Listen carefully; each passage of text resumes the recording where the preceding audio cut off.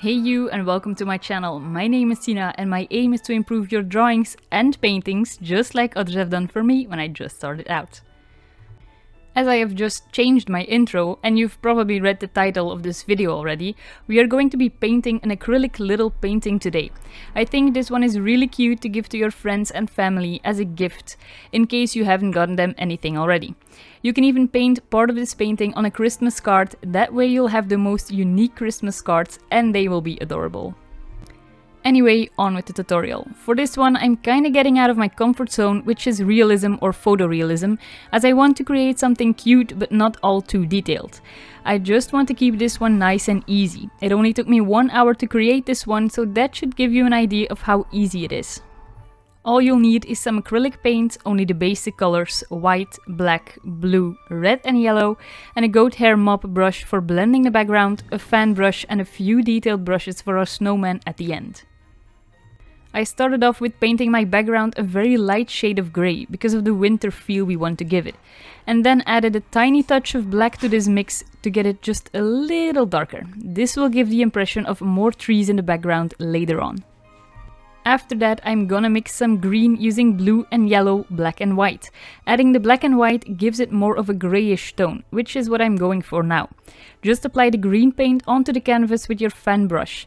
Now it is important that you use a hog hair or just a stiff-haired fan brush for this, as a soft one will just get all of the bristles stuck to each other.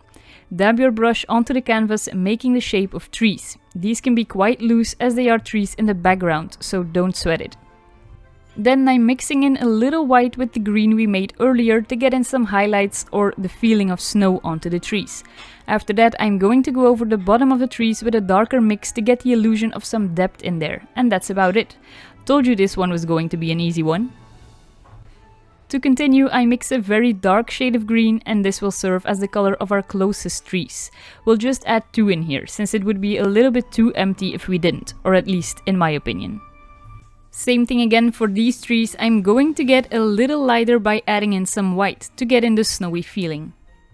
After that, the experimentation starts. I was going to paint the snow on the ground, but then realized that I probably should have done that before starting on the 2 trees in the front. So if you want to recreate this one, put in the snow first and then the trees. Luckily for you, I made this mistake so you don't have to, right? You're welcome. Anyway, I started with a darker color for the snow than I liked, so I went over that one with a lighter shade, which I liked much more. Then another one, a little lighter, and another one, which ended up to be the snow. Now I might have overdone the snow on the trees a little bit as I am watching the replay of this. I kinda liked my trees a little bit better before adding all of the extra snow, so watch out for that too, don't overdo it. And then we're on to my favorite part, the cute little snowman, which is the centerpiece of this painting. I start off with a darker shade of grey to cover the area I want my snowman to be in first. Then going over with a lighter shade, which makes him seem more snowy, which is a good thing for a snowman of course. And after that, I'm adding some darker grey again where the shadow would be if the light was hitting him from above. I thought it was time to give him some arms now, so I mixed up a dark brown color to represent the little sticks that would serve as his arms. Going in with a detail brush to get in those fine lines and swirling it around a little bit so he doesn't have straight arms. You guessed my next move already, I mixed in some white with the brown to get in the highlights or snow that lays on top of his arms. And then it was time to get in that snowman smile, the eyes and the buttons on his body, I guess. He's just wearing an invisible coat.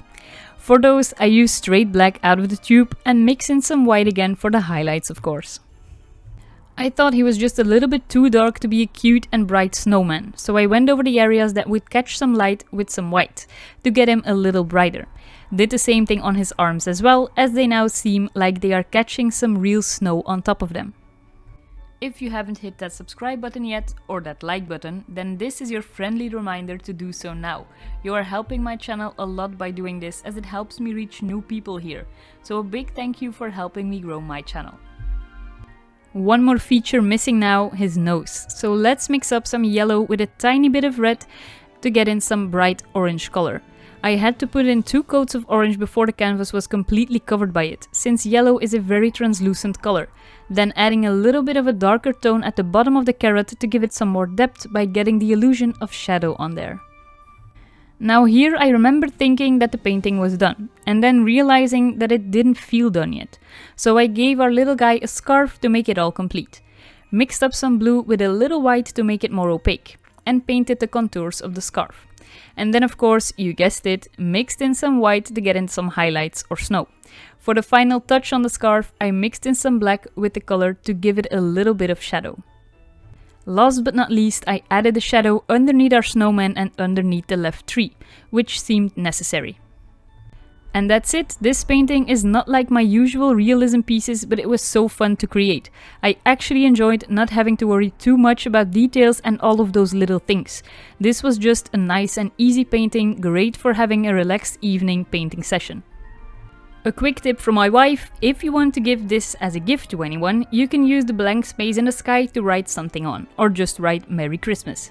I'm not going to gift mine as it serves as decoration for our entry right now, so I didn't do that.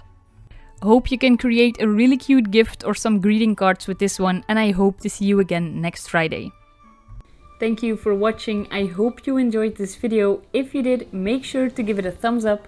And I also have a lot of other videos on my channel that might interest you, so definitely check them out. Next Friday, I'll be back with another video. See you then, and in the meantime, I hope you have a great week.